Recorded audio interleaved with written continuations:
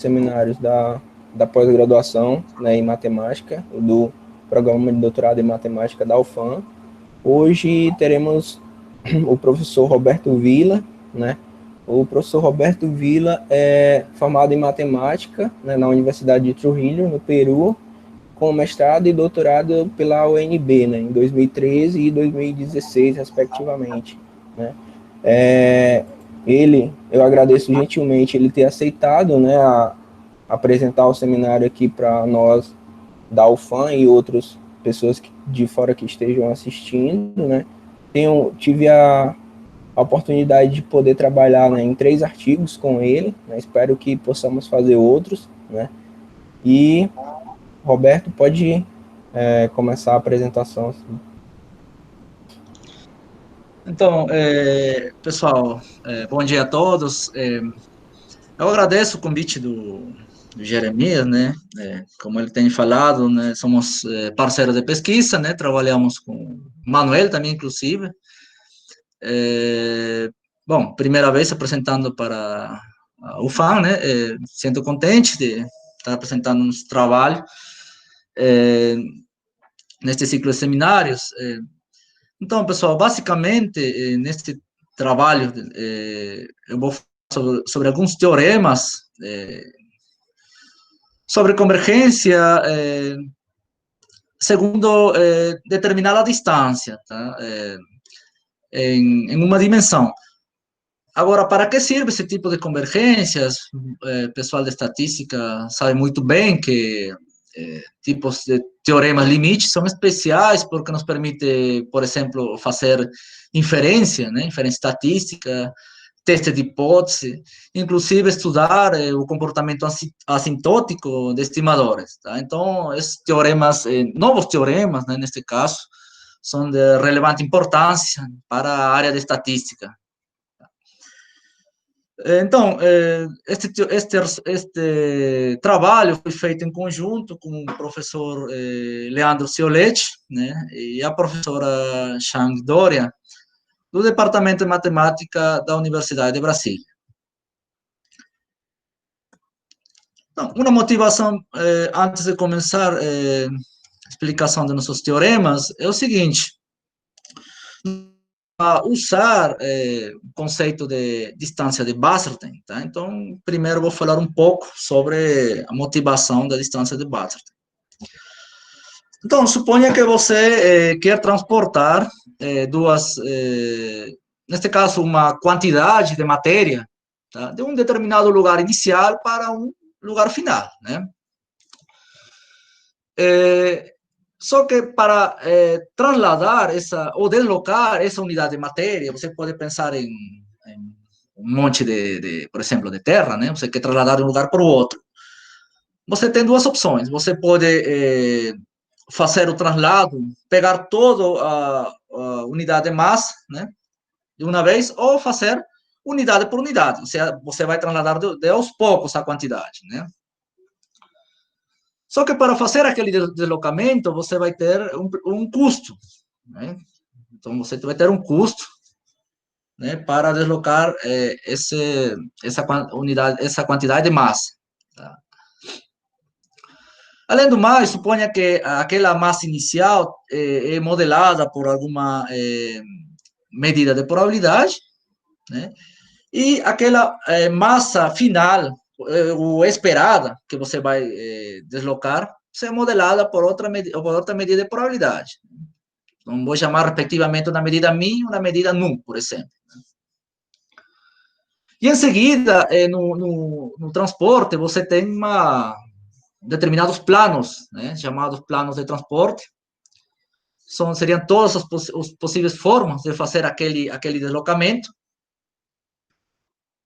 De forma que esses planos são dados de tal forma que você recupere as distribuições iniciais, neste caso a μ, né, que descreve a massa inicial, e a nu, que descreve a massa final.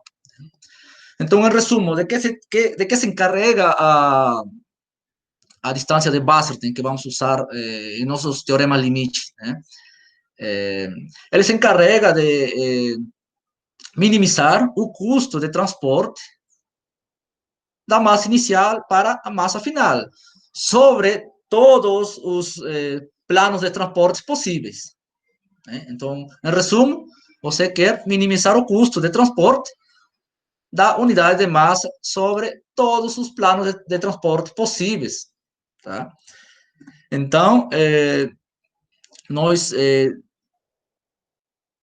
podemos calcular esse custo total, né, como um problema variacional, nesse caso seria um ínfimo, né, seria o menor custo possível sobre todos os planos de transporte, que eu denotei como esta letra π, né, entre estas medidas mi e nu, que seriam as medidas que descrevem a quantidade de massa, né, da massa inicial e o nu, a massa final. É natural, né, que ser o ínfimo de uma integral, né, nesse caso, em duas dimensões. Né, o c, xy, representaria uma função de custo. Né, nesse caso, de deslocar uma unidade de massa, né, do lugar inicial para o lugar final. E aí você integra todo mundo porque você quer o custo total, né, custo total de fazer aquele deslocamento de massa. Tá? Então, essa seria a definição do custo total, né, para deslocar a massa mencionada anteriormente. Agora,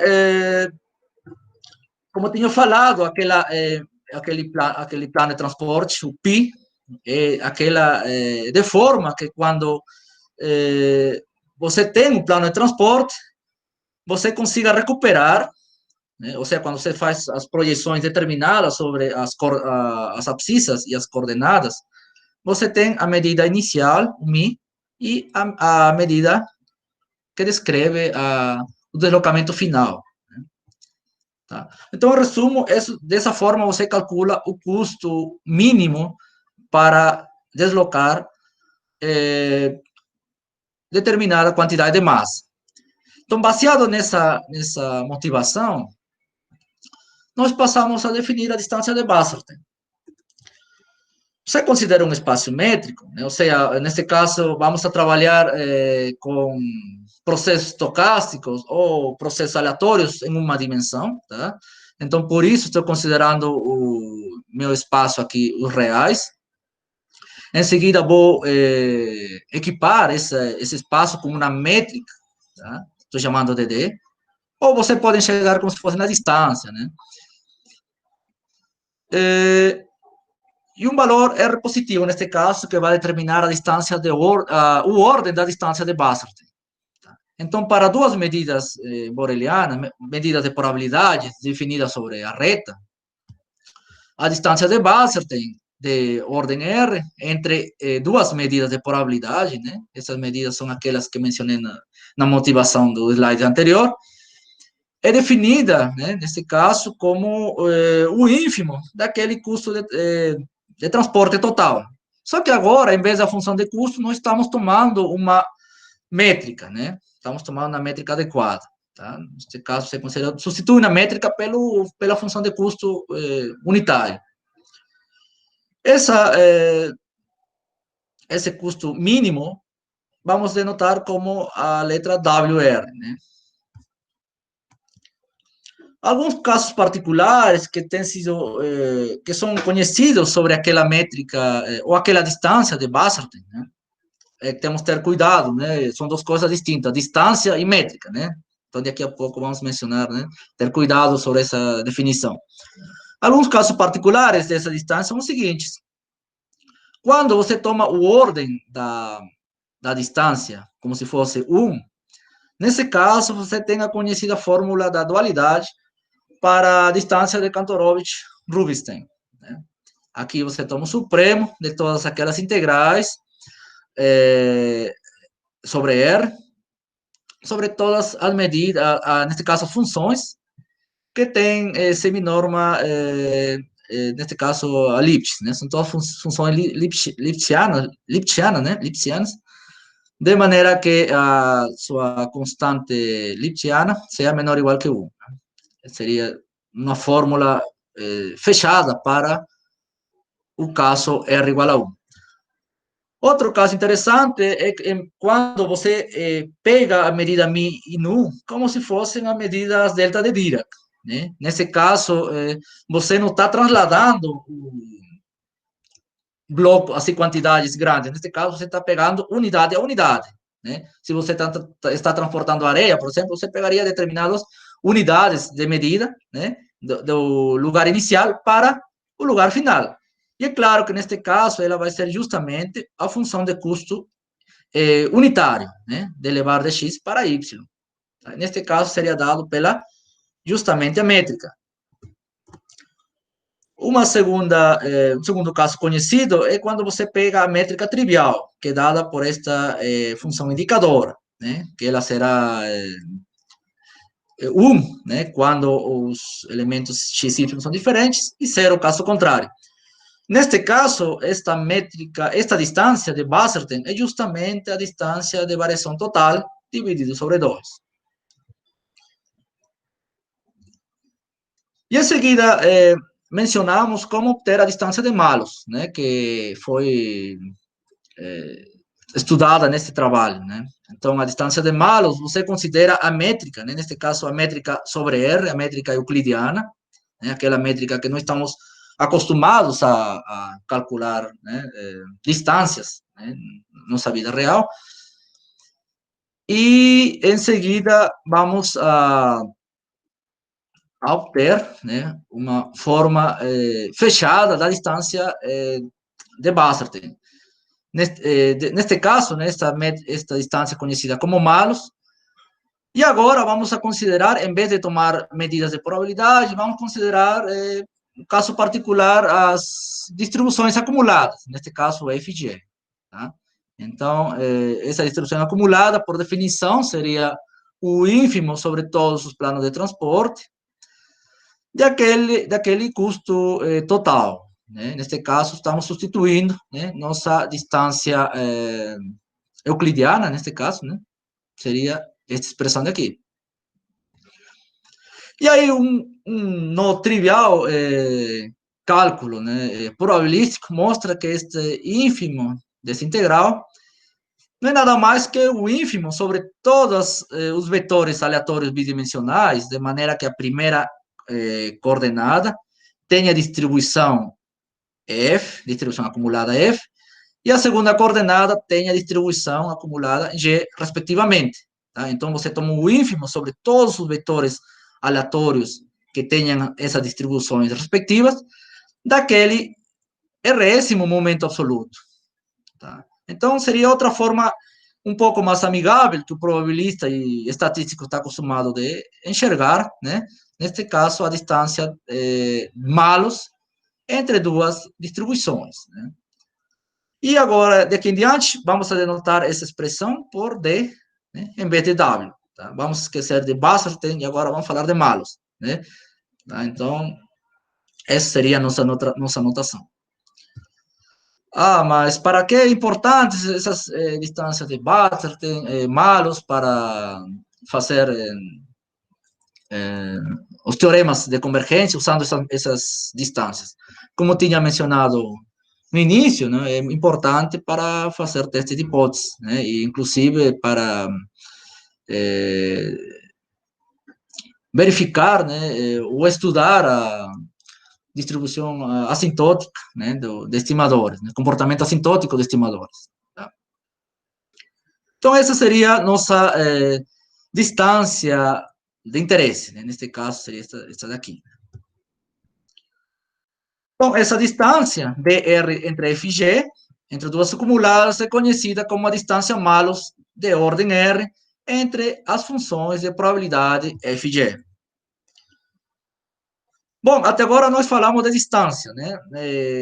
Então, é natural perguntar-se, aquela distância, será que é uma métrica? Né? Uma métrica é uma restrição de distância. Então, nós temos que definir o espaço adequado de maneira que aquela distância, nesse caso, né, a distância de Basserten, de distância Malus, seja uma métrica.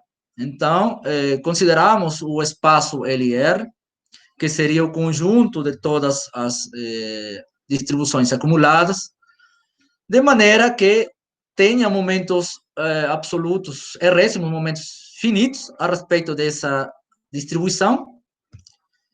E sobre esse espaço, né, no ano de 1981, ele provou que para a restrição da ordem da distância R maior ou igual que 1, essa função, né, a distância de Malus, é de fato uma métrica.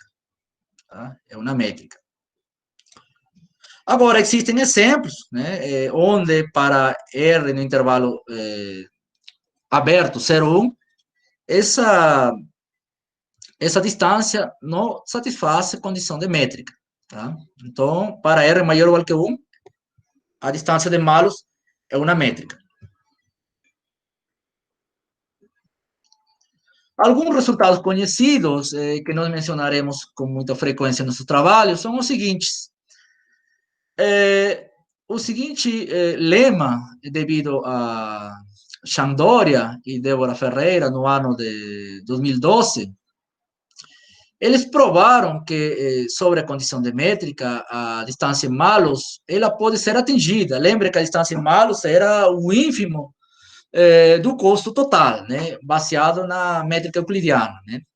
Então, nesse caso, eles provaram que para distribuições FG ou, em geral, medidas borelianas, essa distância de Malus pode ser atingida. Neste caso, já não tem aquele ínfimo inicial, né, agora tem uma expressão fechada.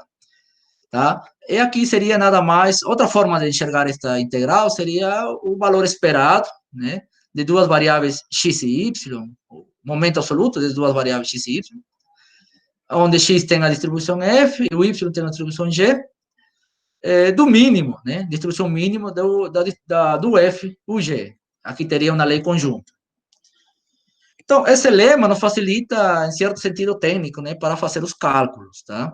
Então, aqui temos uma expressão fechada da distância de Malus. Em seguida, definimos a convergência e distância de Malus, né? Para isso, você precisa uma distribuição F e uma sequência de distribuições no espaço LR, aquele espaço definido no slide anterior, o qual me permitia obter os momentos, os errésimos momentos dessas distribuições.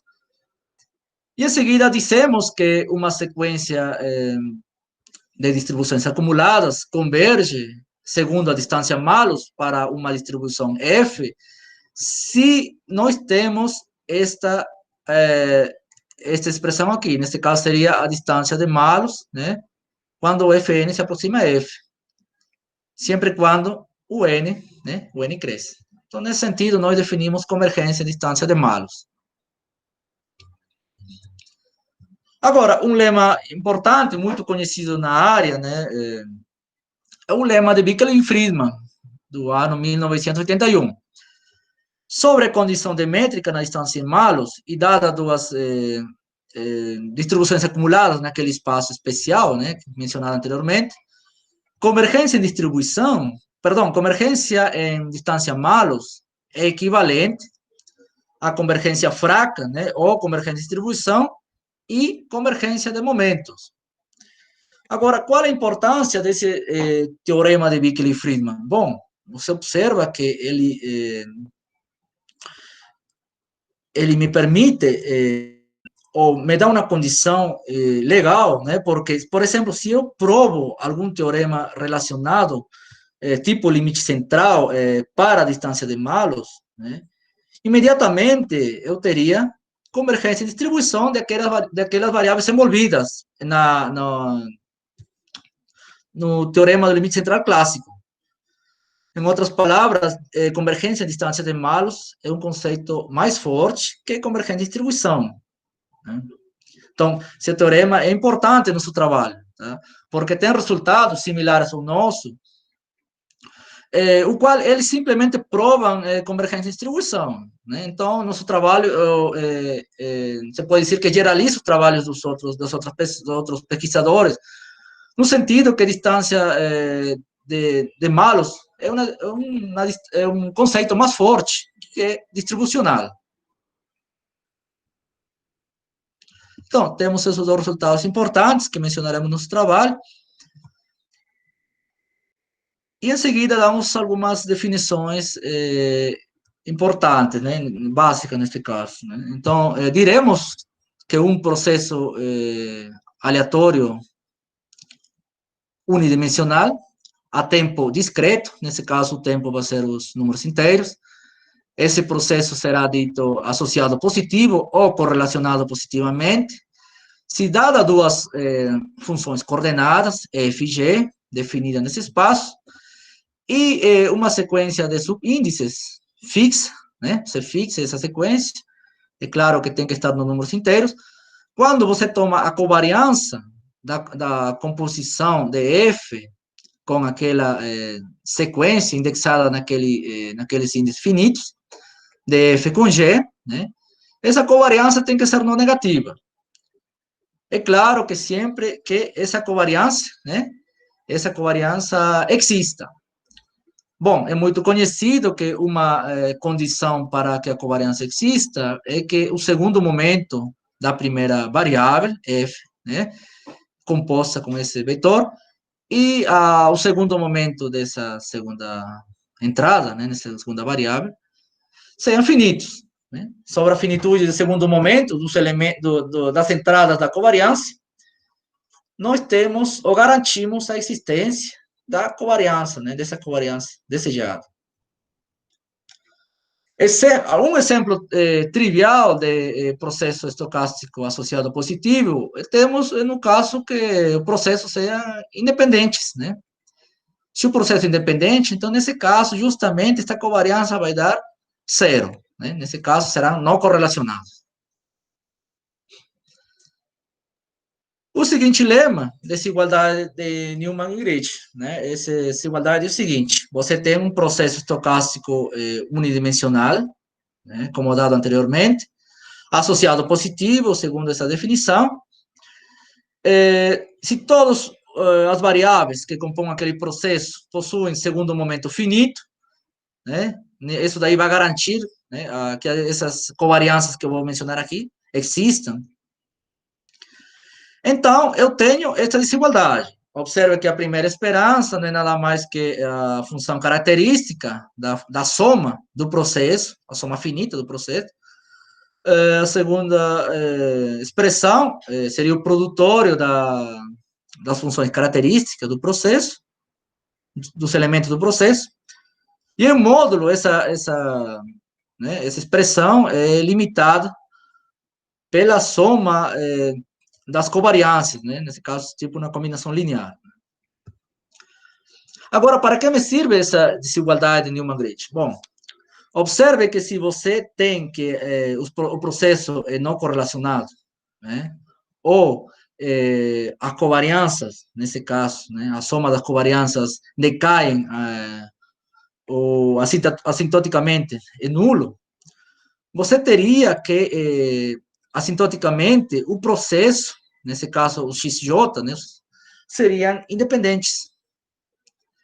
Então, é um resultado legal, porque você sabe que, de certa forma, trabalhar com processos independentes é um pouco mais legal que trabalhar com processos dependentes, né? Quando você coloca um grau de dependência, você tem certas dificuldades para manipular, fazer manipulações algébricas, né? Em teoria de probabilidades.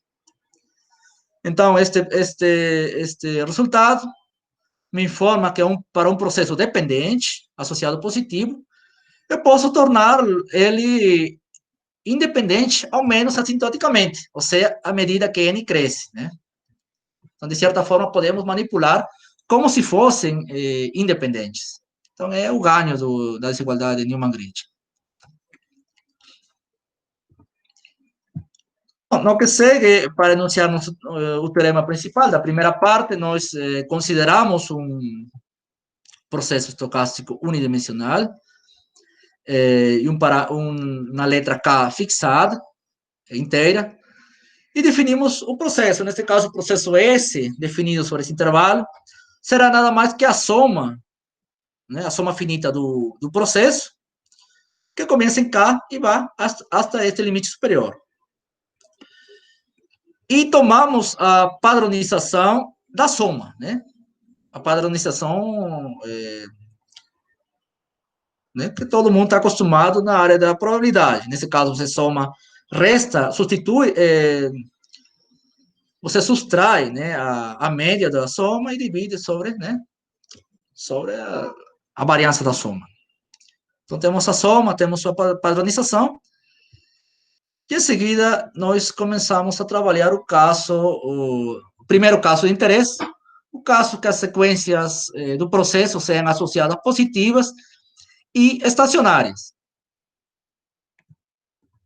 Então, consideramos algumas hipóteses. Primeiro, nosso processo unidimensional tem que ser associado positivo e estacionário. Em que sentido?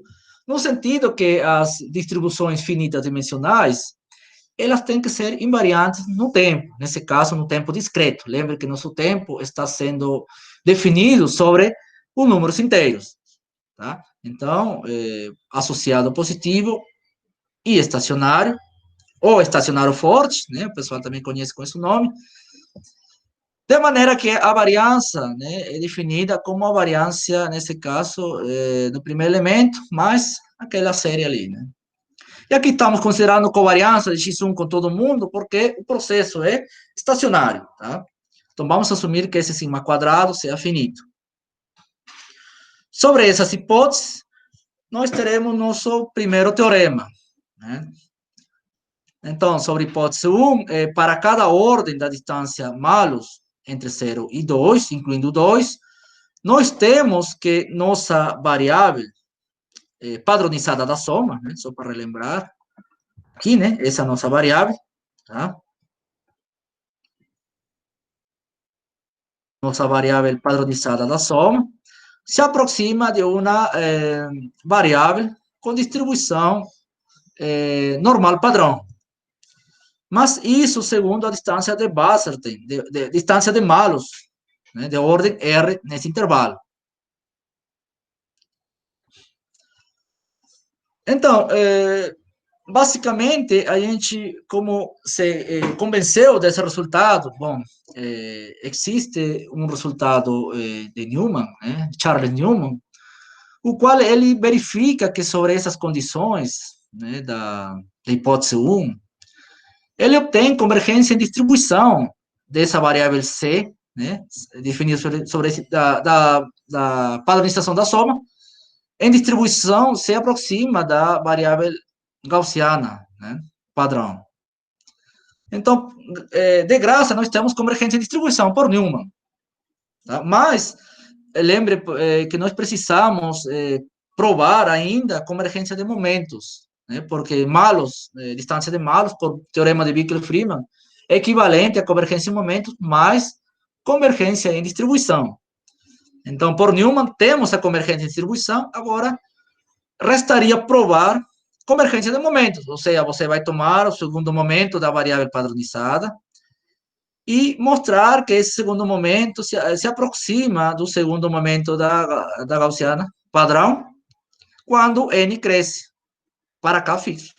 Então, fazendo um cálculo simples, você mostra que o segundo momento desta variável se aproxima de 1, que seria o segundo momento da gaussiana padrão. Tá? Observe que tomamos somente o segundo momento. Então, até agora, por Bickel e Freeman, teríamos que a distância de malus, segundo R igual a 2, se aproxima de uma gaussiana padrão.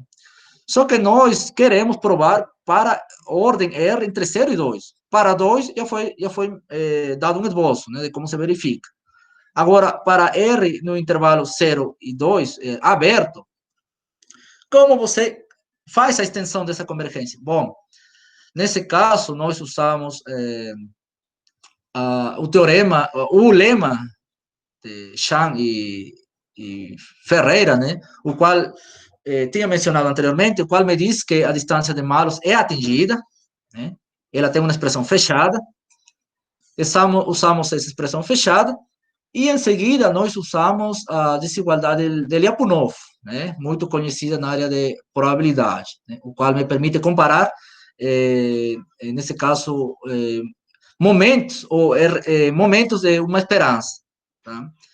Então, basicamente, é o esboço da prova para o caso, né? Para o caso para esse primeiro teorema, o caso estacionário. Tá? Seria o caso mais simples da prova, porque nós já temos, de graça, o teorema de Newman. Então, a ideia a seguir, pessoal, é estender essa convergência. Observe que até agora, nossa convergência é de ordem R entre 0 e 2. Mas alguém pode perguntar, mas o que acontece acima de 2? Será que essa convergência em malos ainda é satisfeita? E se não, bom, sobre que condições você deveria colocar para que aquela convergência se mantenha? Para isso, nós vamos definir um coeficiente de Cotes-Greenwich definida dessa forma. Então, essa expressão, você vai somar todas as covariâncias, tá? Só que elas vão ser definidas em faixas que estão afastadas da origem, tá? Então, seria a covariância definida sobre faixas que estão afastadas da origem. E isso daí me gera uma função, dependendo de n, né, que a gente chama coeficiente de Cotes-Greenwich.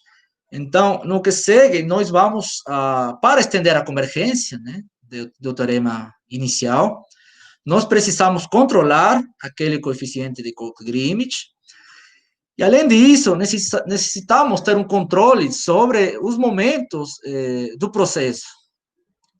Então, essas condições são importantes para estender a ordem da convergência. Um lema que me permite estender, ou que me permite controlar os momentos, né,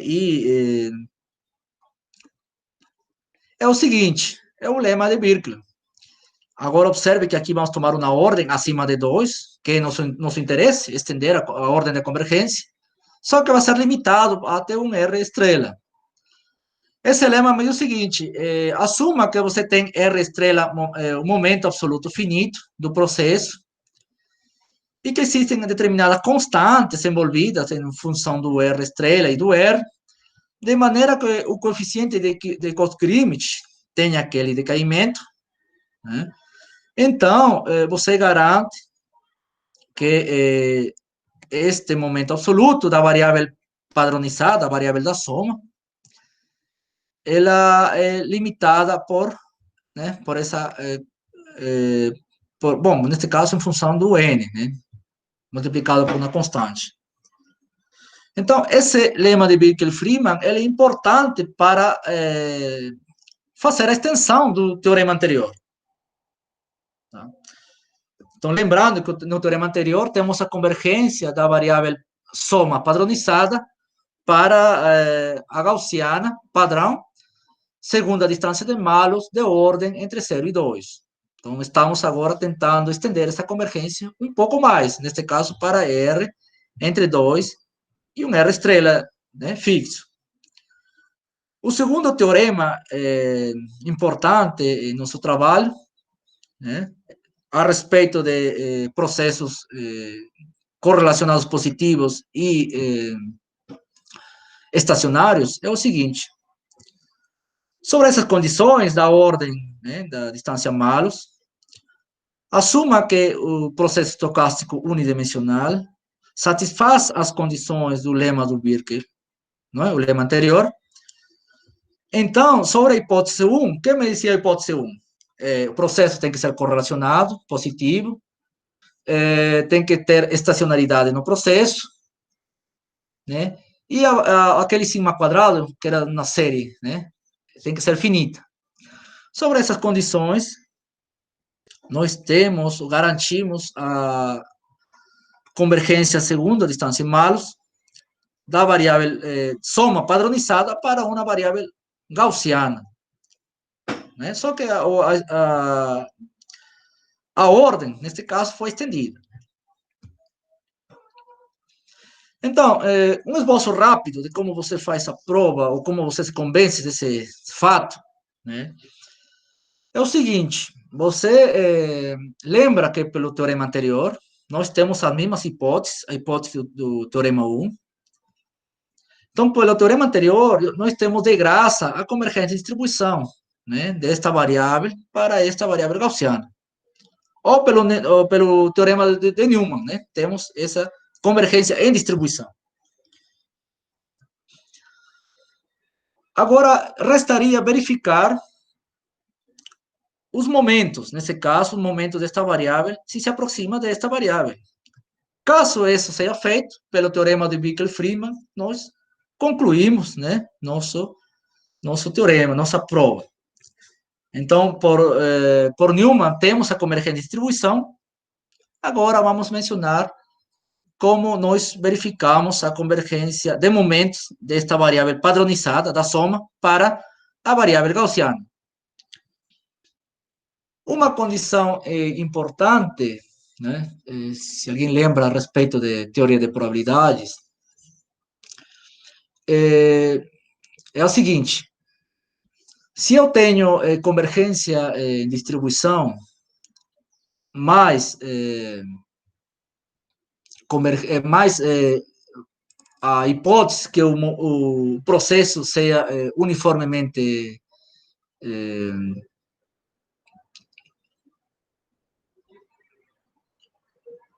esqueci o nome, acho que ele é absoluto. Uniformemente integrável, né?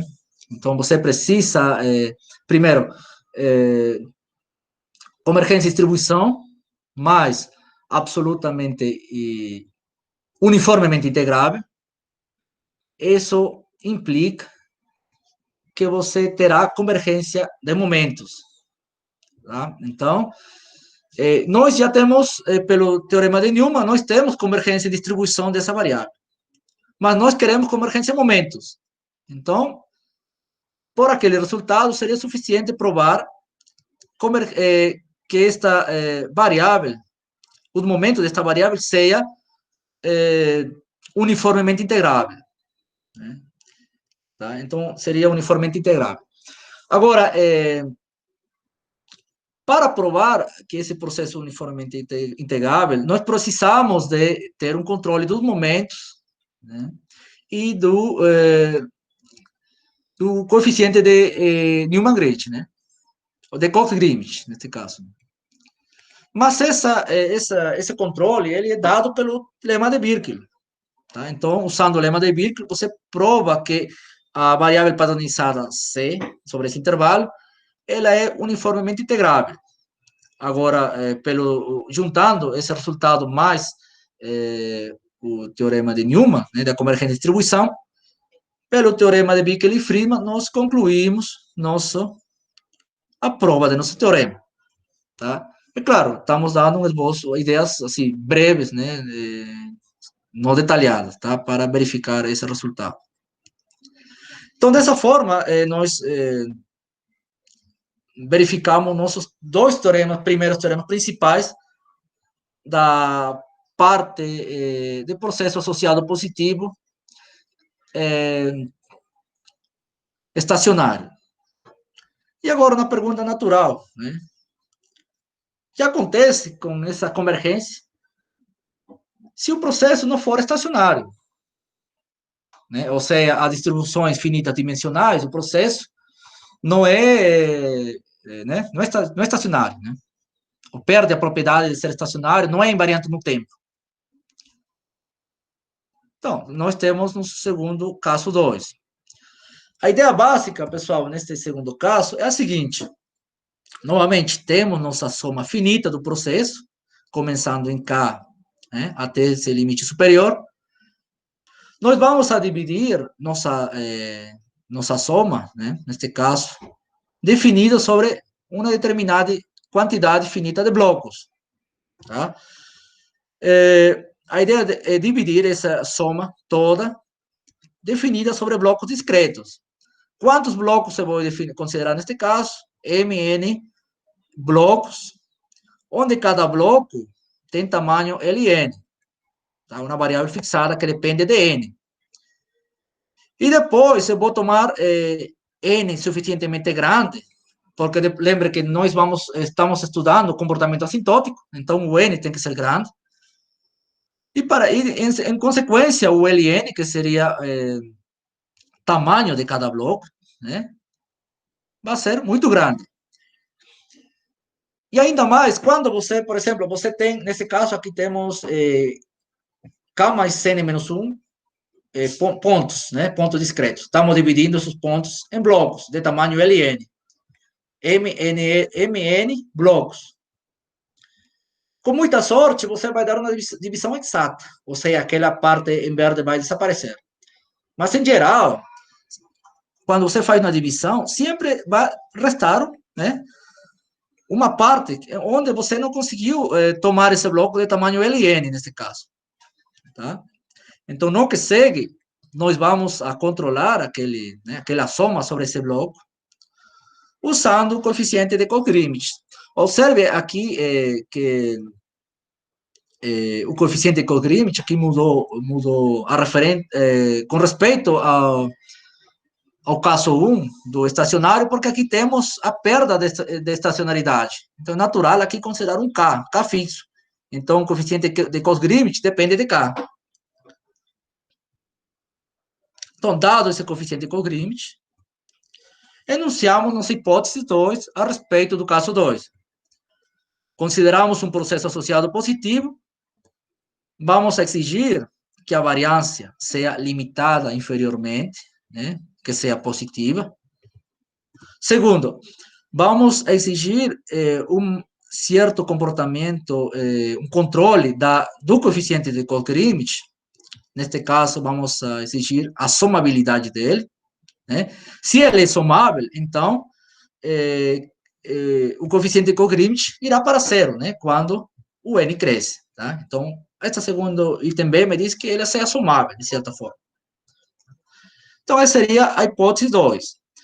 Sobre essa hipótese 2, e tendo em conta, né, nossa divisão dos blocos, tá? Nós vamos a enunciar nosso segundo teorema para o caso não estacionário.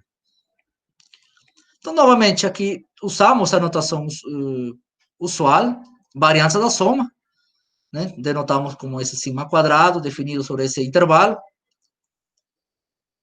E definimos aqui a variância da soma, só que sobre os blocos agora, tá?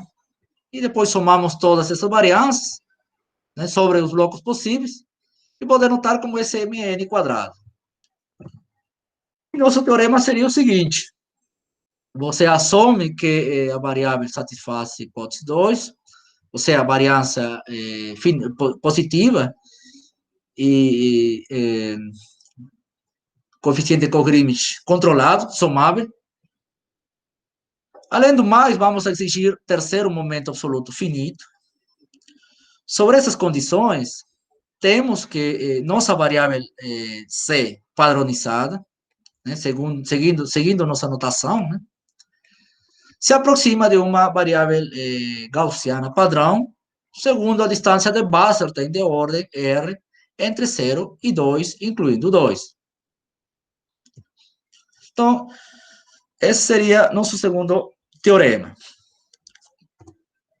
Esboço da prova, né, algo muito breve, né, é o seguinte: você, por definição, a distância de malos, ela é um ínfimo, né? Então, você consegue limitar superiormente por um elemento desse ínfimo, que seria justamente essa expressão daqui. Em seguida, usamos desigualdades padrões para tipo desigualdade triangular, mas não é exatamente uma desigualdade triangular, tá? Você consegue dividir esta esperança em função de dois momentos quadráticos. Só que no meio, nós colocamos, né, aqui no meio, observe que essas quantidades, né, são iguais, no meio nós colocamos os blocos. Né? Aqui temos a soma normal, padronizada, aqui temos o bloco padronizado, e aqui também o bloco padronizado, e aqui a variável C, que aparece aqui anteriormente. É uma espécie como se somasse e restasse essa soma dos blocos padronizados. Tá? Então, nós conseguimos limitar essa expressão pela expressão mencionada. E o truque principal é o seguinte: fazer aquelas, quando n cresce, a primeira parcela para zero e a segunda parcela para zero. A parte mais complicada de fazer, tender essas expressões para zero é a segunda, né, porque ela envolve a variável gaussiana C. Né? E a primeira, ela segue por argumentos básicos de covariância, tá? Você consegue limitar superiormente ela por médias aritméticas que envolvem o coeficiente de Koch-Greenwich. Como o coeficiente de Koch-Greenwich está sendo assumido somável, portanto, o coeficiente de Koch-Greenwich vai para zero. Então, por teorema de Stolz-Cesaro, né, a média aritmética vai para zero. Então, essa esperança, né, iria para zero. Tá? Essas contas eu não vou mencionar em detalhe, mas a ideia é isso, limitar esta expressão usando as propriedades básicas de covariância, que é bilinear, né? Essas propriedades básicas, você limita superiormente por uma média aritmética envolvendo o coeficiente de Koch-Greenwich, tá? Essa seria a ideia. A ideia é um pouco mais elaborada, né? Aqui, observe que esta segunda parte, você tem os blocos, né, definidos anteriormente, você tem os blocos da soma. Então, nós fazemos o seguinte, primeiro, usamos o lema de Newman-Grich, né, aquele lema que me dizia que, assintoticamente, né, esses blocos vão ser independentes, né, aquele lema que me relacionava a aquelas funções características e limitava superiormente pela covariância, né? Usando esse lema de Newman-Grich, você verifica que esses blocos assintoticamente são independentes. Esse seria o primeiro passo. Segundo passo, você usa a condição do terceiro momento finito, terceiro momento absoluto finito, e usa a conhecida desigualdade de Berry-Essen, né? O Berry-Essen é válido para processos independentes, só que nosso processo aqui, assintoticamente, é independente. Então, não tem problema. Usamos Berry-Essen para aproximar este processo, este bloco, de uma variável gaussiana. Só que isso daí, no sentido distribucional, tá? Você está aproximando em distribuição, tá? Então, conseguimos aproximar este bloco de distribuição para o C. Meu objetivo é provar que este segundo momento vai para zero, né? Então, agora, no que segue, nós verificamos se o segundo momento deste bloco vai para o segundo momento da gaussiana. Um cálculo simples, né, usando a definição do bloco, você consegue verificar que isso é válido. Agora, usando o Bickel e Friedman, né, aquele teorema que me relacionava convergência malus com convergência distribuição e convergência em momentos, nós conseguimos verificar que este bloco, né, converge para o C em distância malus de ordem 2. Tá? E aí, em seguida, para obter o desejado, você vai usar o teorema da representação de Chang e Ferreira, né, para conseguir provar que este segundo momento vai para zero. Tá? Então, até agora, bom, conseguimos verificar que ambas parcelas vão para zero, só que usando o ordem 2. E agora, como você estende a convergência para o intervalo aberto 0 e 2, é da mesma forma como mencionado anteriormente. Ou seja, você vai usar novamente o lema da representação de Chang e Ferreira para ter uma expressão fechada da distância malus, e em seguida usar a desigualdade de Lyapunov. Né? Com isso daí você encerra a prova do teorema para o caso não estacionário.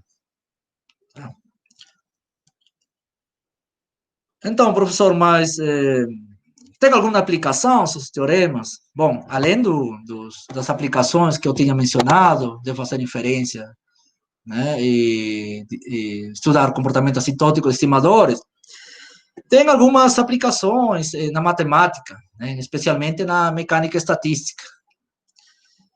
Então, agora eu vou falar um pouco de alguns modelos, né, onde aqueles teoremas mencionados são aplicados. Então, esses modelos são aplicados na mecânica estatística, especialmente na teoria do conjunto da medida de Gibbs. Então, vamos a considerar primeiro um processo estocástico unidimensional, né? E em seguida vou definir um espaço amostral. Tá? Este espaço amostral, pessoal, não é nada mais... Bom, a notação é esta. E esse espaço não é nada mais que... vou denotar aqui como ômega. Os elementos do espaço amostral seriam sequências, né? Sequências enumeráveis, que são compostos por mais e menos 1. Você tem uma sequência, né? Nesse caso, seria composta por elementos mais e menos 1. E meu processo estocástico, vou definir como se fosse a projeção, né, iésima daquela sequência, nesse caso, ômega, uma sequência de mais e menos 1. Tá? Então, seria a projeção iésima. Então, os ômega i seriam variáveis discretas que assumem valores mais e menos 1. Em seguida, dado o processo, vou definir aqui este conjunto. Este conjunto geral, ele tem aparência um pouco complicada. Esse conjunto é chamado de conjunto de medida de Gibbs. Primeiro, você precisa ter uma especificação, gama. O que significa uma especificação? Ou qual é a definição de especificação? Não é nada mais que um núcleo de probabilidade, né, que temos aqui. Um núcleo de probabilidade. Se alguém não lembra, o núcleo de probabilidade é aquele que tem duas entradas, onde a primeira entrada, essa função é de probabilidade, e na segunda entrada, a função é mensurável. Tá? Então, temos um núcleo de probabilidade, e ainda mais, nós temos uma classe especial de núcleo de probabilidade, que satisfaz certas condições de consistência, que não vou mencionar aqui. Tá? Então, núcleo de probabilidade mais condição de consistência, isso me define uma especificação. Então, vou definir o conjunto de todas as medidas de probabilidade que são determinadas por essa especificação, gama. Bom, em que sentido? Bom, você vai tomar aqui a esperança condicional respeito a essa medida de probabilidade, né, dessa indicadora, dado essa sigma álgebra, né? Essa sigma álgebra vai ser nada mais que gerada pelo processo estocástico, nesse caso, as projeções, fora de uma determinada, de um determinado bloco lambda finito. Tá? Então, essa esperança a respeito dessa medida tem que coincidir com a especificação. Tá? Um exemplo clássico onde isso daí acontece é quando você toma a especificação, as esperanças condicionais. Ela satisfaz essa propriedade, quase certamente. Então, esse conjunto é conhecido como o conjunto das medidas de Gibbs. Em seguida, para cada lambda finito em Z, um conjunto lambda discreto, né? Você imagina como um conjunto de pontos, e certa sequência de constantes, nesse caso, J e J, não negativo, e ômegazinho, elementos deste espaço, não? São elementos com entradas mais e menos 1, não? São sequências. Vamos a definir esta função. Esta função, ela é conhecida como hamiltoniano, associada ao modelo que vou falar agora, ou função energia. Você observa que esse hamiltoniano está em função do elemento ômega, chamado de configuração, né? E aí você tem definido em função de duas parcelas. A primeira parcela, né, em função daquele JJ, chamada de interação ou acoplamento. Tá? Ele interage somente com as variáveis dentro do volume lambda. Já o segundo somatório, ele interage com elementos que estão dentro do volume e com elementos que estão fora. Tá? Com elementos que estão fora. Ou seja, fixado um lambda, você tem elementos lá dentro interagindo através do J, da interação, e lá fora você tem uma determinada condição de bordo, uma condição de fronteira fixa, tá? Então, esta segunda parcela interage elementos que estão dentro do bloco com elementos que estão fora. Só que dentro do bloco, as variáveis são aleatórias. Tá? Então, temos essa função energia. Para cada evento mensurável, definimos a seguinte, um caso particular de especificação.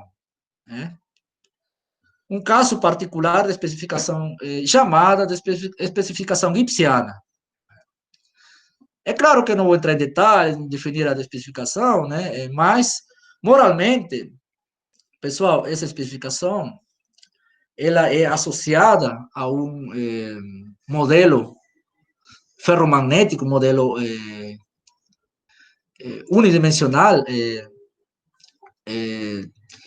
de Ising, tá? Talvez você já tenha escutado o modelo de Ising. Esse modelo tem um comportamento muito legal, no seguinte sentido. Suponha que você tem um aglomerado, tá? Imagina um aglomerado muito grande, ou imagina um pedaço de ferro, né? Muito grande, que tem propriedades ferromagnéticas, e em seguida, dentro daquele aglomerado, ou aquele material de ferro, você tem os dípolos, né? Ou tem determinados pontos. A esses pontos, eu vou associar a variável projeção, nesse caso, xi, o qual assume valores mais menos 1, né? O qual o mais faz, o denota ligado e menos desligado, ou para cima ou para baixo. Então, você tem um aglomerado. Dentro desse aglomerado, você tem um monte de variáveis aleatórias discretas, variando entre mais e menos 1.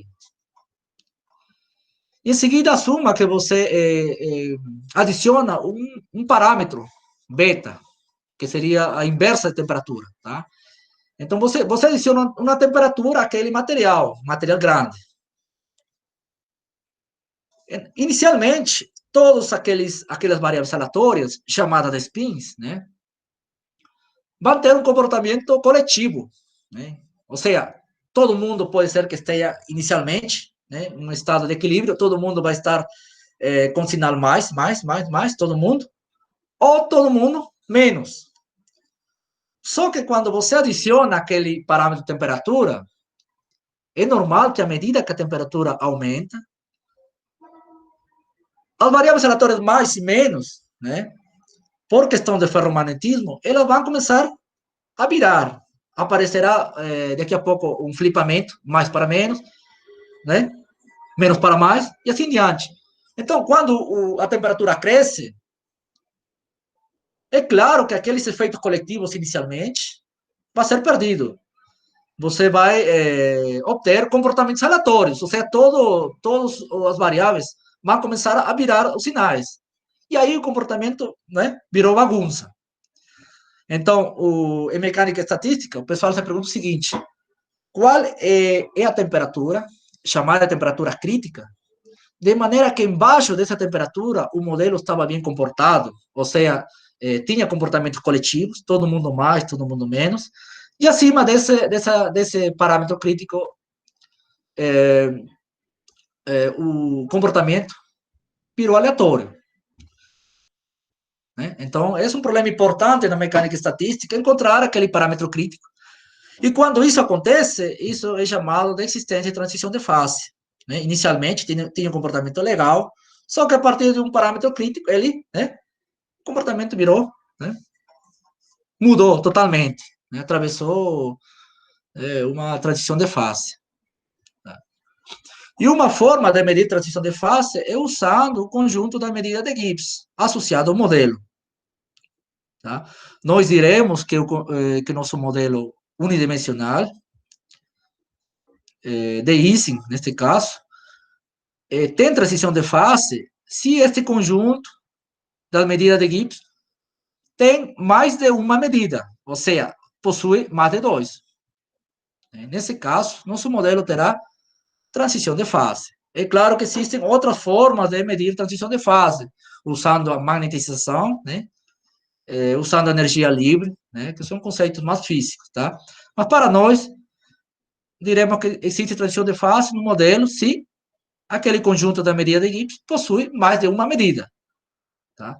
É claro que isso daí depende muito da temperatura, né, que você agrega no modelo, E ainda mais depende da interação que você colocou no modelo.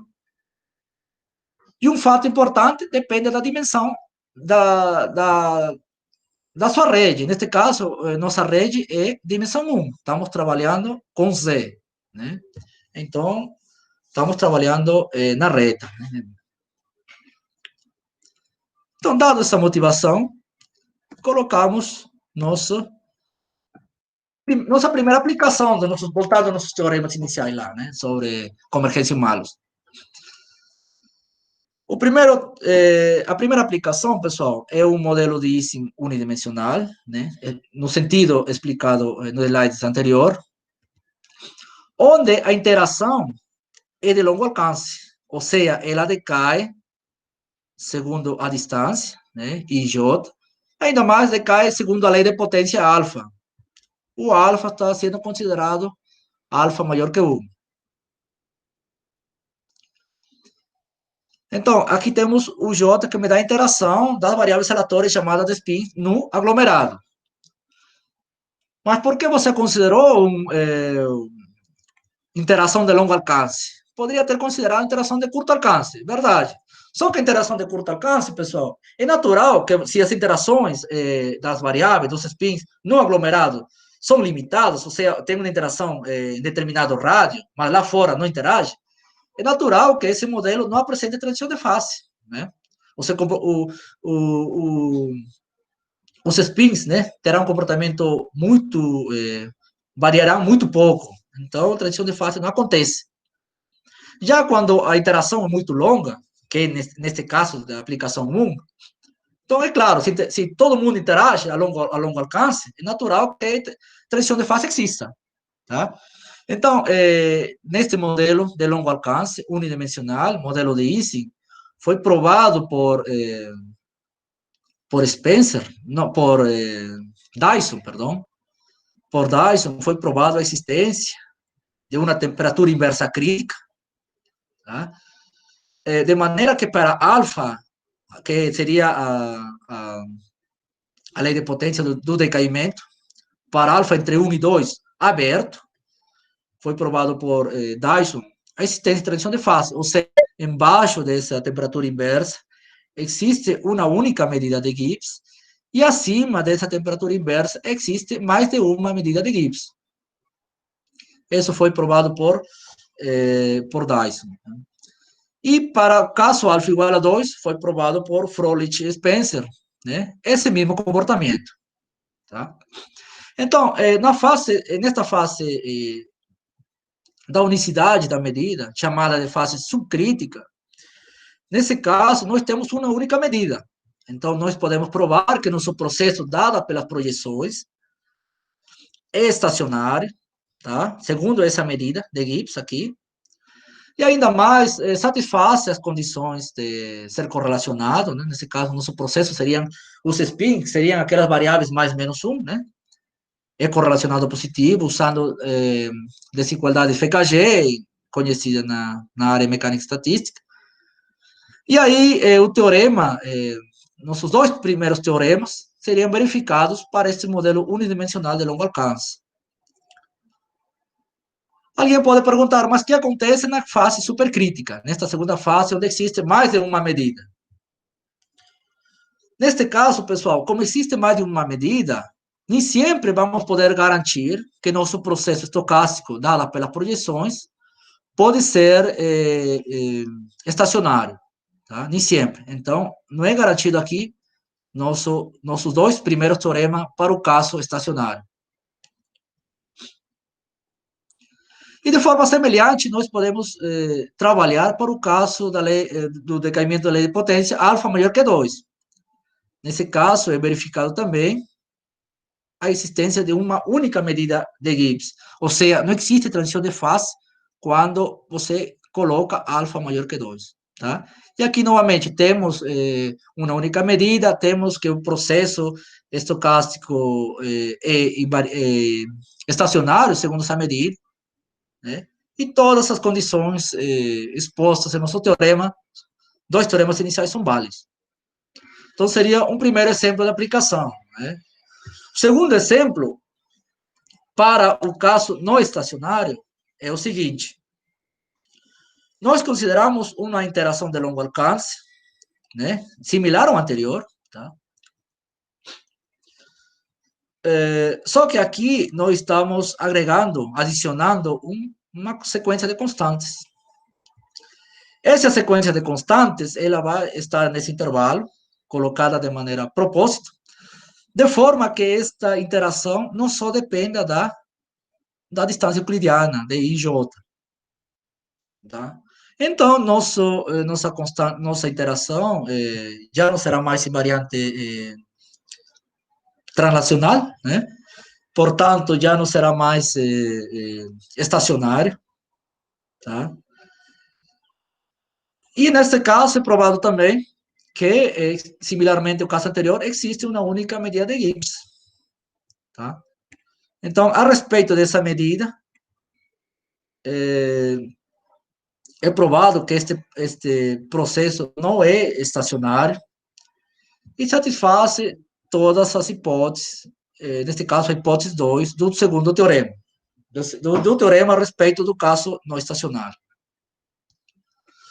Bom, isso daí, pessoal, seriam as aplicações que eu tinha que mostrar hoje e os teoremas principais, né, mencionados anteriormente. Tá?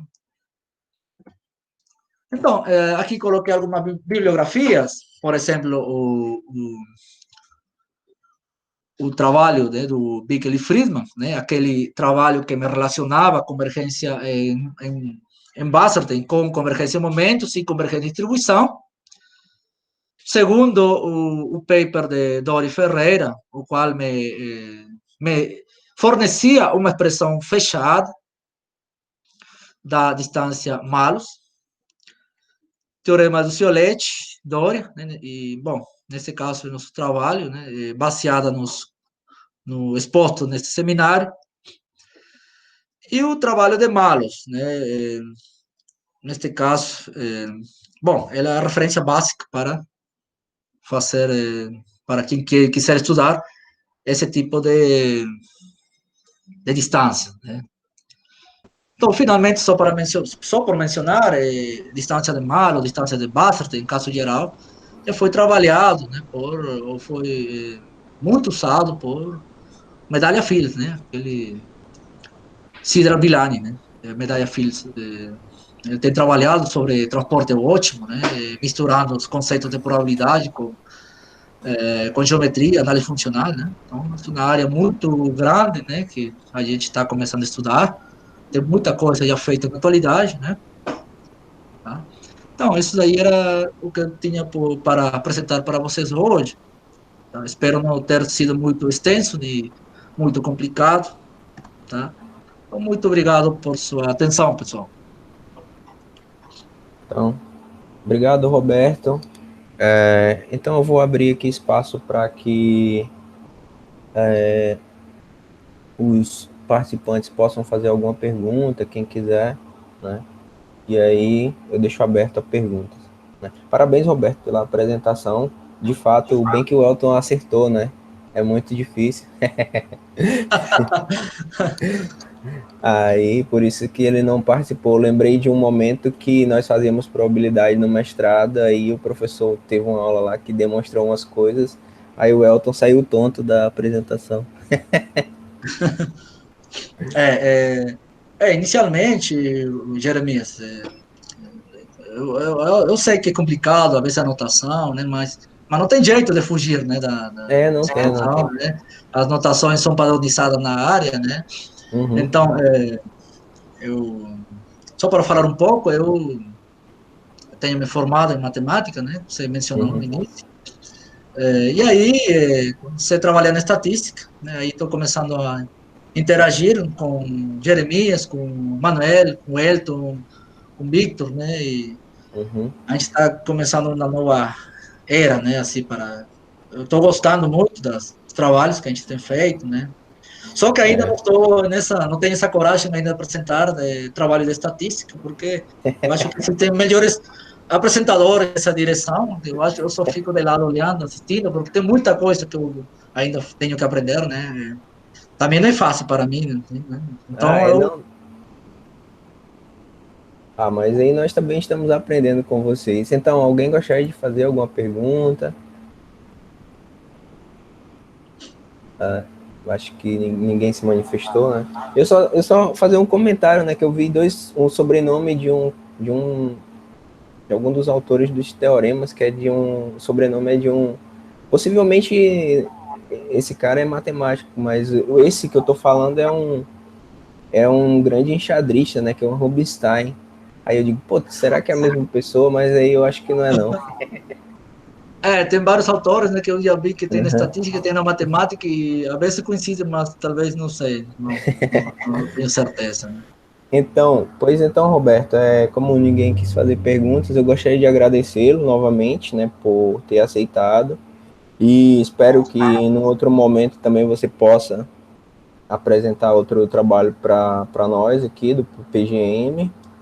E é isso, então. Obrigado e aí depois nós continuaremos aí as nossas pesquisas em parceria, né? Beleza.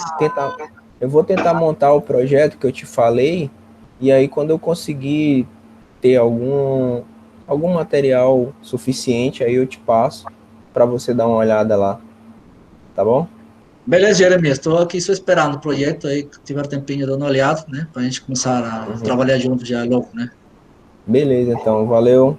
Boa Então, tarde obrigado para vocês aí, aí. obrigado, Jeremias, obrigado, pessoal, por assistir, né?